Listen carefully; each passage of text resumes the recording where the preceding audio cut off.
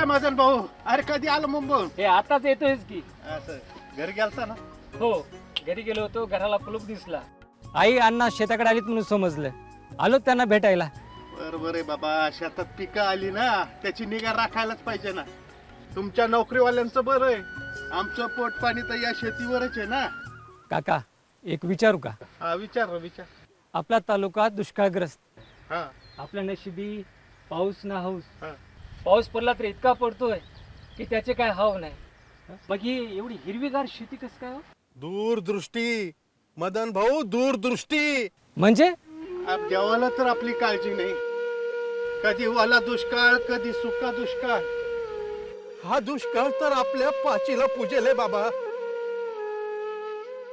ही हरित क्रांती कशी काय झाली? आपलं गावच नाही, शेणखूड, मानखेड, सोनखेड, मावळगाव, टाकळगाव, अहमदपूर, चाकूर तालुक्यातील 8 कोल्हापुरी बांधाऱ्यांचा प्रकल्प मंजूर झालाय.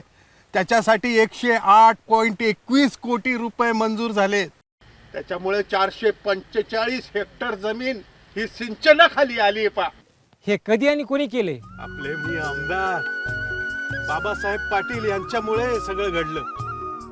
निसर्ग जिथे रुजला त्या भागात साहेबांच्यामुळे शेतकऱ्यांच्या चेहऱ्यावर हसू आलं. अख्खा तालुका सुजलाम सुफलाम केलाय.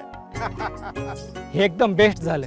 हो, आता अहमदपूर चाकूर तालुक्यातील कुठलाही शेतकरी आत्महत्या करणार नाही. बरं आता मी निघतो. कुठं? आई आणि अण्णाला मदत करायला. हा, जा बाबा जा. संकल्प जलक्रांतीचा, शेतकऱ्यांच्या हिताचा, आपले अमूल्य मत जलविकासासाठी. हरित क्रांतीचे जनक माननीय आमदार बाबासाहेब पाटील. चला देऊया घड्याळाला साथ. माननीय आमदार बाबासाहेब पाटील यांना प्रचंड बहुमताने विजयी करा.